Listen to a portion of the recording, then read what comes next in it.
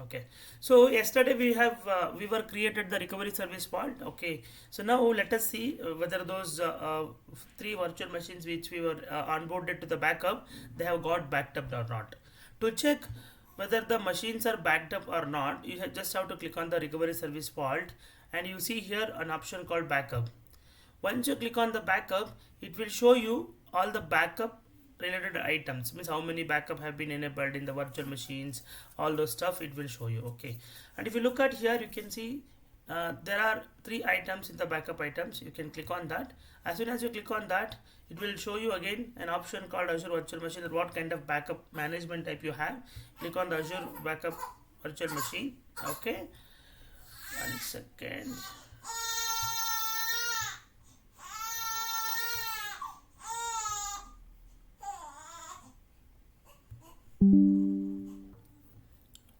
So it is showing you all the backup items and the information about the backup. Okay, so if you remember, we have onboarded three virtual machines now, this VMS 01 and this three virtual machines we have added. And if you look at here, it show all the pre checks for the backup has been passed, and also the last backup status is successful. If you want to see more information, okay, you can click on the view details. So the view details will give you the information about that particular backup item. Okay, so starting from the recovery service fault, the about the backup pre-checks, the backup current backup status, and what is the oldest restore point we have. Okay, see, you can see it here. What is the oldest restore point? Say for example, if you want to know restore about 10 days backup, then it will tell you, okay, what is the last the oldest restore point. If it is more than 10 days, then definitely you can even restore it for the 10th day also. Okay, and below, if you just come, what kind of recovery consistency you have, whether it is a crash consistent or application consistent or file system consistent. But we have taken the backup for the crash consistence. Okay, and that is the reason it is showing you in the crash consistence you have a creation time. Okay, and the backup got created. Okay, so you can restore the virtual machine completely. If you have crash consistence, that is by default application consistence also. Sometimes not. If you just particularly taken the application consistence, what happens, it will not take the VM backup. You have to take the VM, you have to build the virtual machine from freshly, and on top of it you have to restore the application. So then what happens, the application will be restored in the inside the virtual machine. But if you take the crash consistence, the entire VM gets backed up. If you go for the application consistence, only the application related content will be taken back. You have to build a virtual machine and then restore it back. Then freshly virtual machine separately you have to build, and again restoration should happen. Then once the restoration is completed, then you have your application consistent machine ready. Okay, now you see here an option called, if you want to, say for example, for some reason if this virtual machine backup got failed, you can even click on the backup now option. As soon as you click on the backup now option, that means that you are creating the or re-triggering the backup for the successful or the failure event. So then you have an option called restore. Okay, restore option, if you click on, then it will tell you, okay, what kind of restorations you wanted to do. Click on this, select a restore point, and you see here there are two restore points. One is crash consistent snapshot, another one is crash consistent vault standard. Okay, so just select whatever recovery service point you wanted, and then it will ask you the restoration options, actually where you want to restore all these things. The restoration type, see, you can see create a new virtual machine is there, or restore the disks are there. You can even directly restore the disk to an existing virtual machine. Okay, or you want to create a separate virtual machine, it will just come as VM01-N or VM01-new, something like that. You can just name it and you can click on the restoration. See, when you click on the restore disk option, see, automatically the information is coming, correct na? But if you click on the create a virtual machine, it is asking you to enter the VM01, see, name, correct? Let me properly name it VM01-N. Okay, and virtual network, which network you wanted to place. Okay, and subnet is default, And this option, see, since I don't have access now, I am not able to create a restoration, the staging location, I mean the storage account here. That's okay. If you click on restore, it start restoring it actually. But in my case, I don't have the storage account created as of now. That is the reason. Staging location, where do you want to move your data first, staging it, and then from there you have to restore it. Okay, if you already have a storage account, you can just select a storage account. Okay, otherwise it won't happen. Okay, see, then if you click on restore option, it start restoring. So that is how you know and onboard the backup, the server to the backup, how to verify how many backup items are there, how to check whether the backup has been successfully completed or not, and how to restore the servers from the backup. Okay, so now let us try to understand how can you take the backup of an on-premises server. Okay, so what you have to do, you have to go to the recovery service vault. Okay, and open the recovery service vault here. So you need to go to the backup option again, because anything that you backup, that is backup only, whether you are taking the on-premises or virtual machine environment, files, folders, or HANA, whatever it is, it's a backup only. Okay, but here when you want to onboard, right, when you want to onboard, you will go to the backup items. Okay, and here you see what kind of backup you wanted. You will, if you look at this Azure backup agent, okay, you click on Azure backup agent, because backup can be taken even using the agents also. So if you install the agent to a machine, whether it is an on-premises physical server or a VMware environment, if the agent is there, we can take the backup also. So how to onboard a computer or files and folder to take the backup from the physical environment or the VMware environment? You just have to click on it. As soon as you click on it, it will just tell you to select the backup goal. Where is your goal? Whether it is in Azure, you see multiple options are there. Is it in Azure Stack Hub, Azure Stack HCI, on premises, wherever you have. In my case, I have on premises. No matter is it in physical box or it is in virtual machine VMware box, it's not a problem. Okay, so click on the backup type. What you want to take? You would like to take the VMware virtual machine or a Hyper-V virtual machine or files and folders.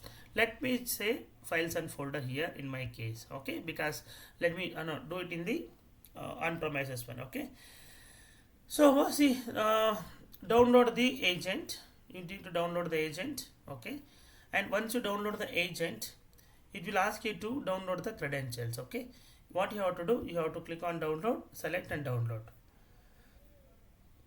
You need to store it. Yeah, it got stored.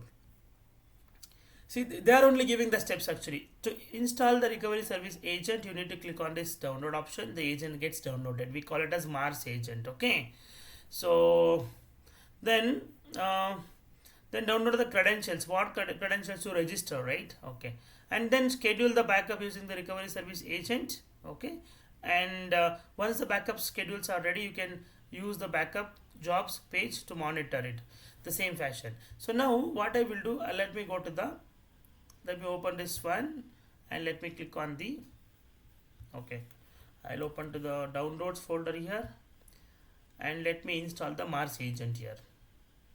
This is the Mars agent. Okay, Microsoft Azure Recovery Service Agent, it is Mars means. Okay, Microsoft Azure Recovery Service Agent. So that agent will help you to install the agent in the on-premises server, be it is a physical server or be it is a VMware or hypervisor, whatever it is. Okay, and now see, it is asking you to install. Let me install it. Click on next. Yes, you are connected to the internet. Yes, I have connected to the internet, and it is asking you to the opt-in. See, Microsoft Update opt-in. Use Microsoft Update when I check for the updates, or I do not use the Microsoft updates. Let me do, I do not use it. Otherwise, every time it start getting the Mars agent updated. So whenever I need it, I can just do it. Do the update, right? Yeah. Let us wait for this to this installation to be completed.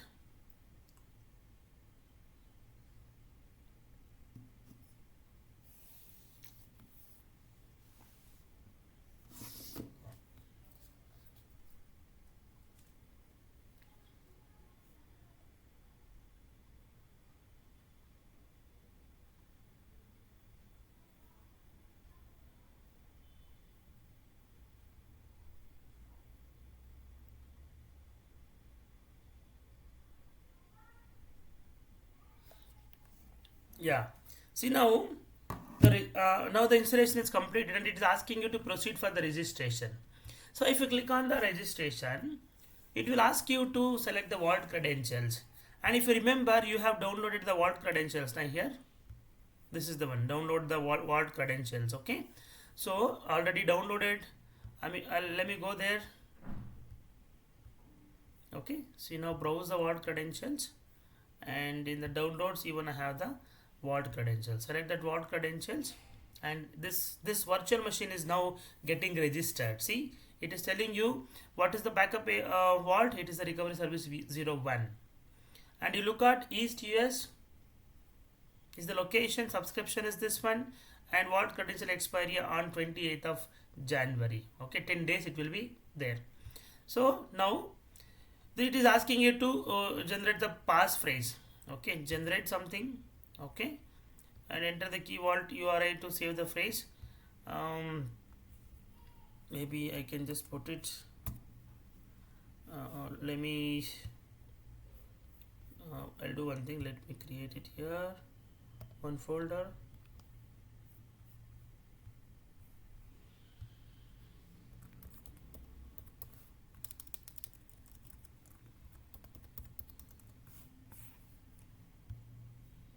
So I'll just click on it, copy the path, come here.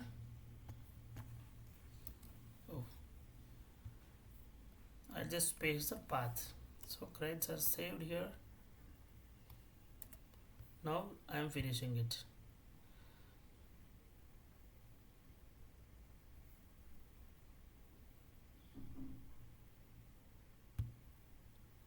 Or maybe let me put it as a single word.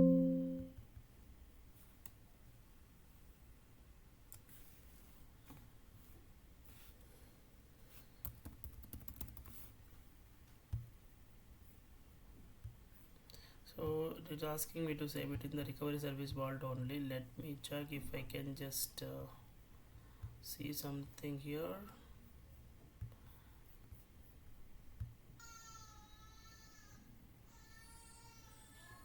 So it is still registering now. After I remove that not to store the key passphrase in the key vault, and I've selected the local computer, it is now started registering actually. So we'll just wait for that to happen.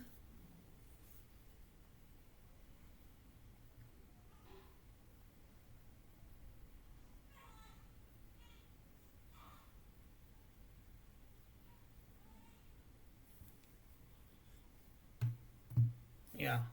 See, Microsoft Azure Backup is now available for this server. Okay. And the passphrase was saved in the following file. Means in the local computer we have saved the passphrase, and they are giving a warning actually. What is the warning? Storing the passphrase locally can lead to passphrase lose or loss due to the deletion and ransomware attacks. Microsoft cannot help to recover your data if the passphrase is lost. Save a copy of the passphrase in another computer or Azure Key Vault immediately. Okay, you can just copy the text and you can just close it. So as soon as you close it, you see this recovery option. Okay, and you can even see on the desktop this Microsoft Azure Backup. This got opened. I mean, file got created there at shortcut. The same path it is here. See, you can even open like this, or when you close it, it automatically comes. Okay, this automatically comes. Now you can click on Azure Microsoft Backup one. Just open it. Okay, and then it will tell you if it is already any schedules are there, but we don't have any schedules, right? Now what we have to do, we can schedule the backup here. Click on the schedule backup. Here on the right side backup option, you have registered a server, schedule the backup and recover the data is there. Okay, so now I want to schedule the backup. Say next, and you can add the items whatever you wanted. Since if you remember, I have not taken the VM level backup, I have taken the file level backup. That is why it is asking me which drive you want to take the backup. You want to take the backup for the D drive or C drive, whatever backup you wanted. So here I would like to take the study materials backup. Okay, let me go and say okay. So in this D drive study material, whatever is there, no, that gets started backing up. And now it is asking the schedule option actually. When you want to schedule, do you want to schedule it, schedule it daily or you want to schedule it weekly? Okay. And I was explaining, every day after the business hours only the schedule should be there. So your backup should not impact the actual work that you do. Okay. So to be safer side, put it in the everyday 9 or 8:30 p.m. evening. Okay. Take the backup. Okay. How many times you can take? Maybe we'll do one thing 3 times a day to have the early morning. I don't need it. Okay, okay, 10 o'clock or maybe 11 o'clock or in the morning, afternoon. We can put it for another 3 p.m. Okay, and night around 8:30 p.m. So you have the data for the three consistents or three restore points. Okay, click on next, and it is asking you the retention period. Okay, weekly retention, how much you wanted, monthly retention, how much you wanted. The same fashion as yesterday we selected, no, the same option here. Okay, weekly retention can be, see they are keeping it 180 days. Why? Okay, I don't need it for 180 days, so daily we'll keep it for 30 days. Okay, and this one I'll keep it for maybe 8 weeks, and this one will keep it for 12 months. I don't need it, 6 months is fine. And yearly backup can be keep it for 5 years. Okay, no much thing, but you can select every, you can select this actually. Okay, you can click on modify and you can select what days you wanted. You want to take it, better to take it on the Friday and not on the Saturday. Okay, yeah, fine. And here also you can just take Friday, Saturday no work will be there. Why to want no, why you want to take? But that is one thing. See, if you want to safeguard the data after the Friday night, it is good. But some people will tell Friday if you take the backup, our other activities will be going on in the server, and that may impact on the performance of the computer. That is that thing you have to think actually. Okay, but it depends on your call. So let me go with this option, and then I'll finish, and I'll finish. Now it is creating the backup schedule option. Okay, and as per the timing, okay, now 8:30 we have given early morning, so it start running the backup. I'll show you. Okay, so now you can see the schedule here. See here, you can see backup item 11 a.m., 8 3 p.m., 8:30 p.m. So 8:30 we are not started actually, correct? And if you want to change the retention, you can click on it and then you can change the options. But when the backup got triggered, you can see the backup job here, what is the status, all those information can be seen here. Okay, and the data will come and sits inside the recovery service vault here, where if you go to the recovery service vault here, if you go to the recovery service vault and backup, and then if you go to the agent based backup, see now 4 items it is. Earlier it was 3 items. Now if you click on the backup items, you see one item in the agent one. See, Microsoft Azure backup agent, you have one job. What's the backup item? And you see here, this is the protected server is desktop. My computer name, if you look at, if you go to the computer and if you type host name, and you see desktop 53IA295. See the same thing, desktop 53IA295. This is the computer and this is the drive we have protected. Okay, last backup time is 1/1/2001. It is telling actually it is not taken anything. Okay, you can click on details and see the details again here. Nothing is triggered. Okay, but it will get triggered. So this is how you take the backup and onboard the server and do the activity, and restoration the same fashion. Just click on here. Okay, once the data is available here, okay, now we don't have any data. Once the data is available, it will allow you to select this item, and then you go to the restore option comes, then select which folder, what data you wanted. You want the entire D drive, that particular study materials folder you want to restore, or you in that one any particular files and folders you want to restore, that options you will get it. So you can just restore wherever you wanted. Okay, so this is the overall the backup, and how to onboard the backup, either it is a Azure server or an on-premises server, and to verify whether the backup jobs have been completed or not, if there is any error or not. Okay, those informations now you know, and you also know how to restore a backup from the taken backup from the previous backup dates data. Okay, so with this we are done with the backup as well. Okay, uh, let me check if I can see the site recovery configured. Let me check 1 minute. So what I will do, I will stop the recording now here. Okay, this recovery service part can be created separate video.